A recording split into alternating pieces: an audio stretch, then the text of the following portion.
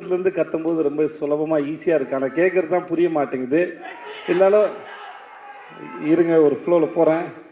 அதனால் நான் வந்து சார், அதனால் இந்த ஸ்பீச்சை நான் சூரிக்கு நன்றி சொல்லி ஆரம்பித்தேன். நான் வழக்கமாக இவ்வளோ பெரிய ஒரு ஒரு ஒரு ஹீரோ அவரோட படத்தில் எனக்கு இப்படி ஒரு வாய்ப்பு கொடுத்து எனக்கு வந்து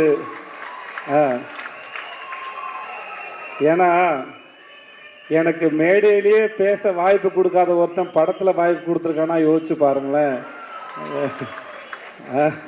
நமக்கு அப்புறம் ஒருத்தர் பேசணுமே, நாகரிகம் கருதி கொஞ்சம் விட்டு வச்சுட்டு போவோமே, அதெல்லாம் கிடையாது இல்லை. வீட்டில் கடைசி பிள்ளைன்னு வந்துச்சுன்னா மூத்த பிள்ளை கொஞ்சம் விட்டுட்டு போனேன். மொத்தமாக வலிச்சு நக்கிட்டு போனால் நான் என்னத்துல பேசுறது? படத்தில் தான் பேர் தான் வாத்தியார். அதனால் பத்திரிகை நண்பர்கள் யாராக இருந்தாலும் இந்த படத்தில் இந்த மாதிரி எனக்கு இப்படி ஒரு வாய்ப்பை கொடுத்து